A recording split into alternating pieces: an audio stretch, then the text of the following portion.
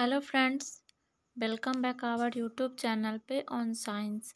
Friends, हम लोग discussion कर रहे हैं क्लास 10th का ज्योग्राफी। आज हम लोग डिस्कशन करेंगे फ्रेंड्स इकाई 2 कृषि चैप्टर के बारे में।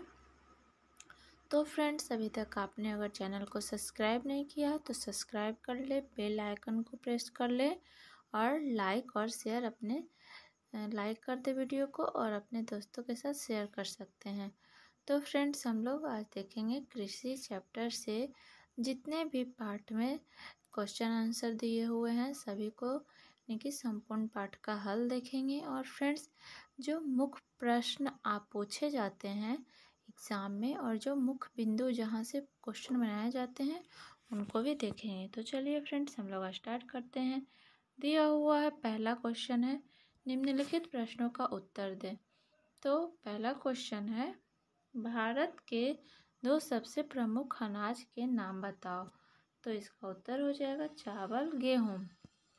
आगे है, भारत में कौन सा 3 प्रमुख मोटे अनाज उगाए जाते हैं। तो ज्वार, बाजरा और रागी। आगे क्वेश्चन दिया हुआ है, भारत की 3 नकदी फसलों का नाम बताओ। तो नकदी फसल में आ जाएगा चाय, कॉफ़ी, तंबाकू। आगे है, हमारे देश की सबसे प्रमुख रोपण फसल कौन सी है। तो चाय हो जाएगा। आगे दिया हुआ है, अंतर बताओ। इसका उत्तर हो जाएगा नकदी फसल और रोपण फसल में अंतर। तो इसमें हो जाएगा अधिक मूल्य की प्राप्ति के लिए जिस फसल का उपयोग किया जाता है उसे नकदी फसल कहते हैं। आगे दिया हुआ है, कृषि का वह व्यवस्था जिसमें फसल रोपण कर उगाया जाता है उसे रोपण फसल कहते हैं, जैसे चाय और रबर। आगे दिया हुआ है, व्यापारिक कृषि और निर्वाहक कृषि के बारे में बताना है। तो इसका उत्तर हो जाएगा व्यापारिक दृष्टिकोण से की जाने वाली कृषि को व्यापारिक कृषि कहते हैं, जबकि असमापन तरीकों से की जाने वाली कृषि को निर्वाह कृषि कहते हैं। इस कृषि पर जनसंख्या का बोझ अधिक हो गया है। आगे दिया हुआ है, निम्नलिखित में से प्रत्येक के लिए एक शब्द लिखें। तो इसका उत्तर हो जाएगा, हमारे देश में मानसून के आरंभ में बोई जाने वाली और शरद ऋतु में काटी जाने वाली फसल जो है खरीफ फसल कहलाती है। आगे दिया हुआ है, वर्षा के पश्चात जाड़े में बोई जाने वाली फसल बसंत में काटी जाने वाली फसलें, तो ये रबी फसल होती है। नेक्स्ट है, भूमि जिसे खेती करके छोड़ दिया जाता है ताकि उर्वरता लौट सके, उस पर पुनः खेती हो सके, तो इसे फसल चक्र कहा जाएगा। आगे दिया हुआ है, कारखानों के उत्पादन से मिलती जुलती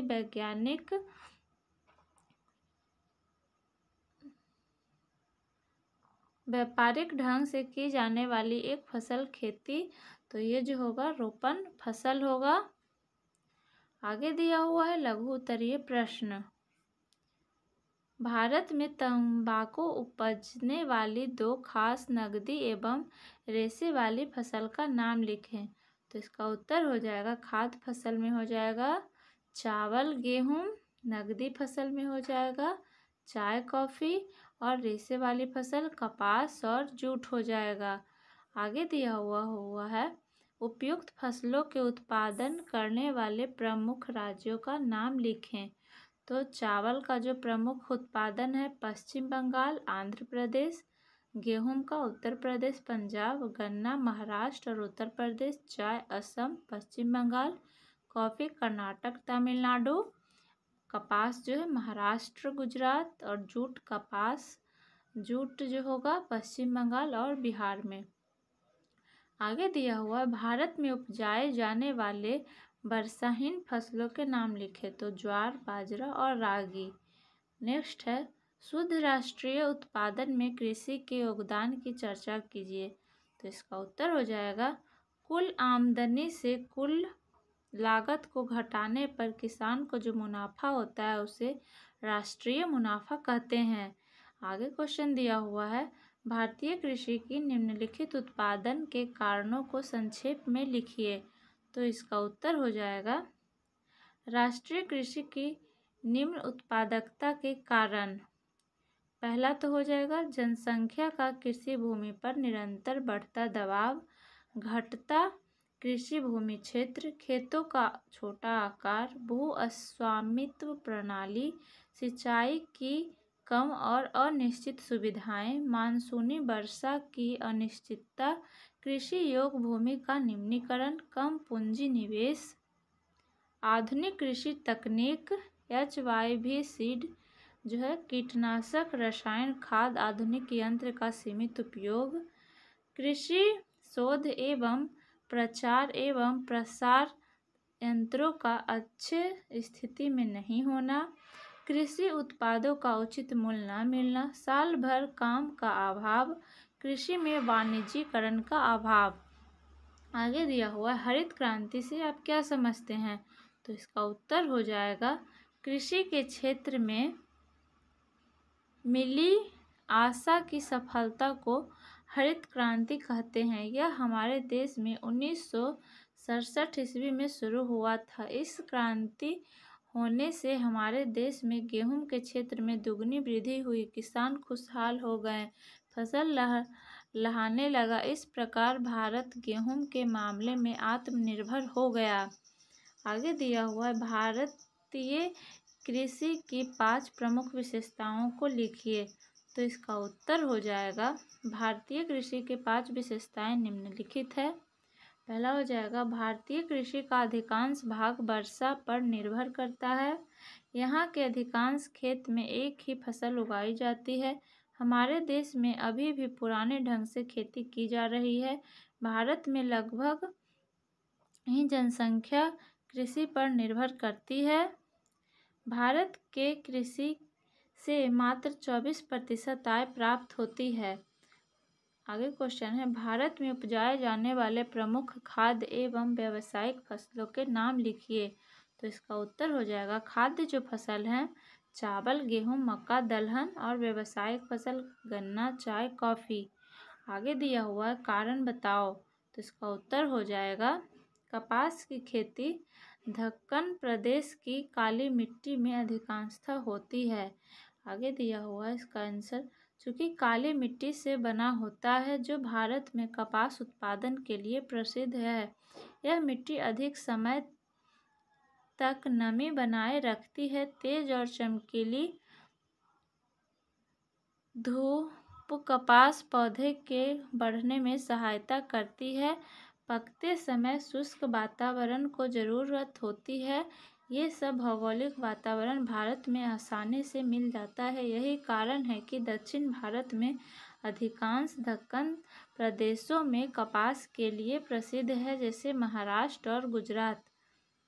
आगे दिया हुआ है गन्ने की उपज उत्तरी भारत की अपेक्षा दक्षिण भारत में अधिक है। तो इसका उत्तर हो जाएगा इसके निम्नलिखित कारण है। पहला तो है उपयुक्त जलवायु, गन्ने के लायक मिट्टी, सिंचाई की सुविधा, पूंजी की सुविधा, चीनी मिल की सुविधा, बाजार की सुविधा। दक्षिण भारत में गन्ने में मिठास अधिक होती है। दक्षिण भारत में आर्द्रता अधिक रहती है। वहाँ वार्षिक वर्षा 75 cm से अधिक होती है। इस फसल के लिए गहरी दोमट मिट्टी चाहिए। इस प्रकार हम कह सकते हैं कि उत्तर भारत की तुलना में दक्षिण भारत में गन्ना होने का अधिक कारण है। आगे क्वेश्चन दिया हुआ है भारत कपास का आयात एवं निर्यात दोनों करता है। तो इसका उत्तर हो जाएगा भारत विश्व के लिए निम्न कोटि का चाय का उत्पादन करता है और विश्व के बाज़ारों में इसे बेचता है। अंतर्राष्ट्रीय बाजार में बने रहने के लिए यह विश्व के कई देशों से उत्तम कोटि के कपास का आयात करता है। आगे दिया हुआ है भारत में जनसंख्या अधिक होने के बावजूद भी के बाज़ारों में चाय का निर्यात करता है। चूँकि भारतीय चाय की मांग विश्व में सबसे अधिक है, इंग्लैंड जैसे विकसित देश भारतीय चाय का आशिक है। आगे है ऑब्जेक्टिव भारत में 15% सिंचाई की सुविधा है। वर्षा की सहायता से विकसित की जाने वाली कृषि प्रणाली को शुष्क कृषि प्रणाली कहते हैं। भारत में कृषि के महत्व का क्या कारण है? तो इसका उत्तर हो जाएगा, यह देश में आर्थिक जीवन का प्राण है। भारत में लगभग 2/3 लोगों की जीविका कृषि पर आधारित है। यहाँ की विशाल जनसंख्या के लिए योजन कृषि से ही प्राप्त होती है। भारतीय राष्ट्रीय आय में भारतीय कृषि का मुख्य योगदान है। देश की 24% आय कृषि से प्राप्त होती है। जलवायु, मिट्टी, रेत, धरातल की विविधता के कारण भारत में फसलों की विविधता पाई जाती है। कई फसलों में भारत को विश्व में अग्रणी चावल, जूट, तंबाकू, गेहूं, कपास इत्यादि के उत्पादन में इसे दूसरा से चौथा स्थान प्राप्त है। राष्ट्रीय आय में भारतीय कृषि का मुख्य योगदान है। देश का 24% आय कृषि से प्राप्त होता है। 5वां, कृषि योग्य भूमि में 4 तरह की भूमि सम्मिलित किया गया है। वर्षा में ही भूमि को कई तरह का फसल उगाना दहन खेती कहलाता है या इसमें समस्त दहनता कहते हैं। आगे क्वेश्चन है, स्वस्थ दहनता को प्रभावित करने वाले कारक निम्नलिखित हैं। पहला सिंचाई, दूसरा उर्वरक, उन्नत बीज, यांत्रिक कारण, कीटनाशक। सघन दहनता की दृष्टि से पंजाब भारत का सबसे अग्रणी राज्य है। आगे दिया हुआ, कृषि के 2 प्रकार होते हैं, शुष्क भूमि और आर्द्र भूमि। आगे है, 75% से कम वर्षा वाले क्षेत्रों में होने वाले कृषि को शुष्क भूमि कहते हैं। 75 सेंटीमीटर से अधिक वर्षा वाले क्षेत्रों में होने वाली कृषि को आर्द्र कृषि कहते हैं। भारतीय कृषि कुल 38.67% भूमि पर वर्षाहीन कृषि होती है। मोटे अनाज, दाल, तिलहन, कपास को वर्षाहीन फसल कहते हैं। आगे दिया, शुष्क भूमि कृषि की क्या विशेषता है? तो इसका उत्तर हो जाएगा, वर्षा के जल को संरक्षित करने की विधियों का प्रयोग किया जाता है ताकि शुष्क समय में उसका उपयोग किया जा सके। आवश्यकता से अधिक जल को भूमिगत जल के पुनः भरण के लिए संरक्षित रखा जाता है। शुष्कता के कारण यहाँ की मिट्टी में ह्यूमस की मात्रा बहुत कम होती है। शुष्कता के कारण मिट्टी की ऊपरी परत का वायु में दबाव द्वारा कटाव होता है। आगे दिया हुआ है, मानव का सबसे पहले कुत्ता को पालतू जानवर बनाया था। कृषि का विकास और शुरुआत लौह पाषाण काल में हुआ। नेक्स्ट है, प्राचीन काल में की जाने वाली कृषि का तरीका परंपरागत तरीकों से किया जाता है। पहाड़ी इलाकों में जंगलों से काट कर की जाने वाली खेती जो है किया जाता है, जिसे झूम खेती कहते हैं, जैसे असम, मेघालय, मिजोरम इत्यादि राज्यों में। आगे है, झूम खेती को मणिपुर में पलामू कहते हैं तथा छत्तीसगढ़ के बक्सर जिले में अंडमान निकोबार द्वीप समूह में झूम खेती को दीपा कहते हैं। आगे दिया हुआ है, सब इम्पोर्टेंट पॉइंट है फ्रेंड्स, यहाँ से क्वेश्चन बनाए जाते हैं एग्ज़ाम में, तो इस सब को हम लोग बहुत ध्यान से करेंगे। आगे दिया हुआ है, रोपण कृषि एक प्रकार के व्यापारिक कृषि है। हरित क्रांति का व्यापक रूप से पंजाब और हरियाणा में अपनाया गया है। आगे है, भारत में हरित क्रांति की शुरुआत 1967 ईस्वी में हुआ था। भारत में हरित क्रांति का जनक प्रोफेसर एम स्वामीनाथन को माना गया है। आगे दिया हुआ, भारत में सबसे अधिक कहाँ होता है? तो फ्रेंड्स, चाय जो है असम में अधिक होता है, रबर केरल में, कॉफ़ी कर्नाटक और गन्ना महाराष्ट्र में होता है। कपास जो है महाराष्ट्र में होता है। आगे दिया हुआ है, ऋतु संबंधित 3 प्रकार के फसल, तो ये जो है रबी, खरीफ और जायद हैं। खरीफ जो है यह वर्षा ऋतु का फसल है। इसकी बुआई जून में होती है और अक्टूबर नवंबर में काट लिया जाता है।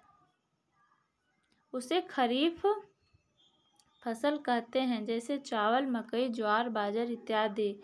रबी फसल यह शीत ऋतु का फसल है। इस फसल की बुआई अक्टूबर नवंबर में होती है और मार्च अप्रैल में काट ली जाती है, जैसे गेहूं, जौ, मशरूम, कृषि, सरसों। आगे दिया हुआ जायद। यह ग्रीष्म ऋतु का फसल है। इस फसल की बुआई मार्च अप्रैल में होती है और मई जून में काट ली जाती है, जैसे कद्दू, ककड़ी, खीरा, खरबूज, तरबूज, धान, मकई इत्यादि। आगे दिया हुआ है, विश्व में सबसे ज़्यादा चावल चीन में होता है। उसके बाद भारत में सबसे ज़्यादा चावल पश्चिम बंगाल में होता है। चावल का भौगोलिक दशाएं। तापमान जो है यह उष्णकटिबंधीय फसल है।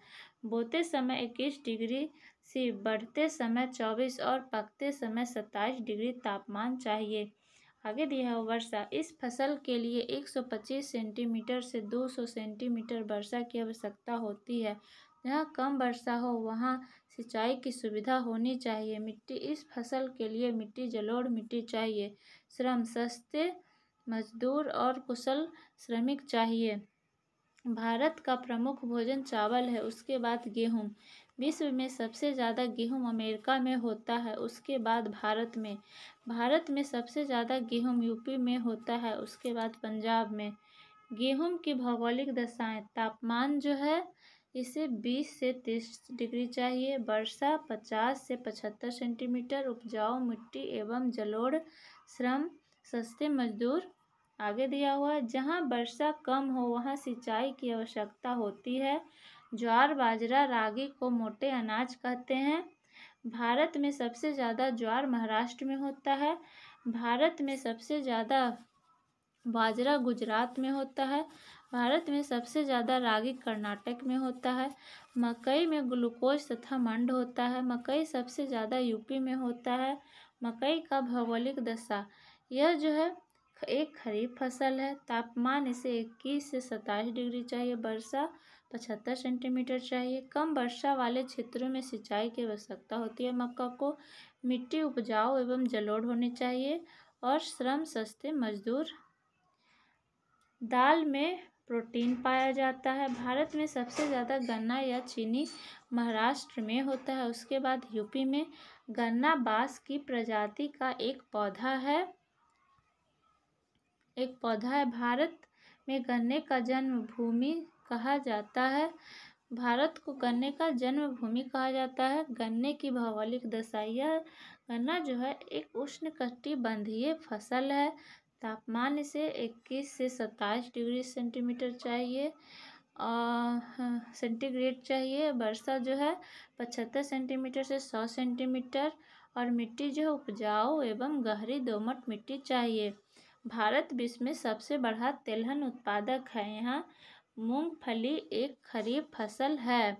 भारत विश्व में मूंगफली का दूसरा बड़ा उत्पादक देश है। भारत में सबसे अच्छा मूंगफली गुजरात में होता है। सबसे ज़्यादा सरसों उत्तर प्रदेश में होता है। सोयाबीन या सूर्यमुखी सबसे ज़्यादा मध्य प्रदेश एवं महाराष्ट्र में होता है। चाय एक सदाबहार झाड़ी होता है। इसकी पत्ती जो है को सुखाकर चाय बनाई जाती है। चाय में इन नामक पदार्थ पाया जाता है, जिसके कारण पीते ही हल्की ताजगी महसूस होती है। विश्व में सबसे ज़्यादा जो है चाय में कैफीन नामक पदार्थ पाया जाता है, जिसे पीते ही हल्की ताजगी महसूस होती है। विश्व में सबसे ज़्यादा चाय जो है श्रीलंका में होती है, उसके बाद भारत में चाय की खेती शुरुआत जो है सर्वप्रथम अंग्रेज ने ब्रह्मपुत्र घाटी में 1840 में शुरू किया था। चाय का भौगोलिक दशा। चाय जो है फ्रेंड्स उष्ण तथा उपोष्ण कटिबंधीय पौधा है। तापमान 20 डिग्री से 30 डिग्री सी चाहिए। वर्षा जो है 200 से 250 सेंटीमीटर चाहिए। मिट्टी उपजाऊ तथा ढलुआ जमीन चाहिए। सुबह का कुहासा और प्रतिदिन की बौछार पत्तियों को उपज में सहायक है। दार्जिलिंग तथा जलपाईगुड़ी की पहाड़ियाँ पश्चिम बंगाल में हैं, जो चाय के लिए फेमस है। आगे दिया हुआ तमिलनाडु में नीलगिरी की पहाड़ियाँ चाय के लिए फेमस है। कॉफ़ी भारी झाड़ी पर लगे हुए फल के बीजों के द्वारा प्राप्त किया जाता है। कॉफ़ी 3 प्रकार के होते हैं, अरेबिका, लिबेरिका और रोबस्ता।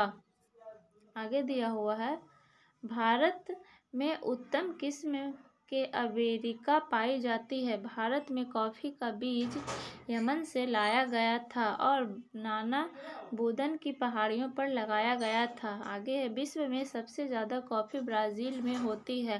भारत में सबसे ज़्यादा कॉफ़ी कर्नाटक में होती है। कॉफ़ी की भौगोलिक दशाएं, इसको जो है फ्रेंड्स, तापमान 20 डिग्री सेंटीग्रेड से 30 डिग्री सी चाहिए। वर्षा 100 सेंटीमीटर से अधिक चाहिए। मिट्टी उपजाऊ रट चूना युक्त मिट्टी चाहिए और श्रम सस्ते, मजदूर एवं कुशल कारीगर चाहिए। आगे दिया हुआ है, विश्व में सबसे ज़्यादा आम भारत में है। भारत में सबसे ज़्यादा आम उत्तर प्रदेश में है। अनानास मेघालय, अंगूर महाराष्ट्र और सेब जम्मू कश्मीर में होता है। नाशपाती और अखरोट जो है जम्मू कश्मीर में होता है। संतरा नागपुर, लीची मुजफ्फरपुर और काजू केरल और आंध्र प्रदेश में होता है। विश्व में काजू का सबसे बड़ा निर्यातक देश है। काली मिर्च सबसे अधिक केरल में होता है। रबड़ एक बागवानी फसल है।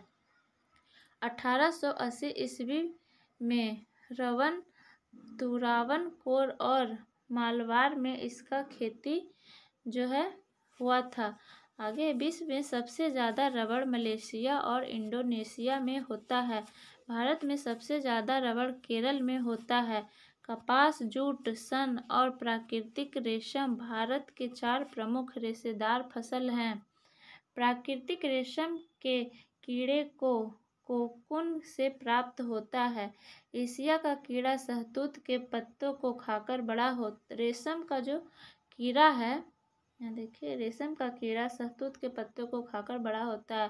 कपास से सूती वस्त्र तैयार होता है। कपास का भौगोलिक दशाएं क्या है? तो तापमान जो है 20 डिग्री से 30 डिग्री सी चाहिए। वर्षा 50 से 100 सेंटीमीटर। मिट्टी उपजाऊ एवं काली, श्रम सस्ते, मजदूर और 200 दिनों तक पारा रही मौसम, तेज और चमकीली धूप कपास के पौधे को बढ़ने में सहायता देती है। यह उष्णकटिबंधीय पौधा है। आगे दिया हुआ, कपास की खेती के लिए 210 दिनों तक पारा रही मौसम चाहिए। भारत में सबसे ज़्यादा कपास महाराष्ट्र, गुजरात में होता है। कपास के बाद जूट भारत की दूसरी रेशेदार फसल है। जूट को सुनहरा रेशा कहते हैं। 1960 में इसका भारत में हरित क्रांति हुई थी। दूध के क्षेत्र में मिली आशातीत सफलता श्वेत क्रांति कहते हैं। इसे अंग्रेजी में ऑपरेशन फसल कहा जाता है। 1980 के दशक में कृषि प्रदेश में योजना की शुरुआत हुई। भारतीय कृषि के निम्न उत्पादकता के कारण है।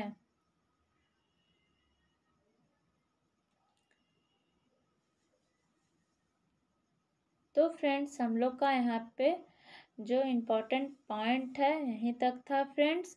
ये सब इम्पोर्टेंट पॉइंट है जहाँ की एग्ज़ाम में क्वेश्चन बनाए जाते हैं और महत्वपूर्ण प्रश्न और बिंदु यहाँ से उठाकर सीधे दिए जाते हैं। तो फ्रेंड्स, हम लोग इसको जो है ध्यान में रखेंगे और साथ ही पूरा इसका आंसर क्वेश्चन चैप्टर का अच्छे से कर लेंगे। तो फ्रेंड्स, अगर वीडियो पसंद आए तो इसे ज़रूर लाइक करिएगा और अपने दोस्तों के साथ शेयर करिएगा और चैनल को सब्सक्राइब करिएगा। मिलते हैं अगले नेक्स्ट वीडियो में।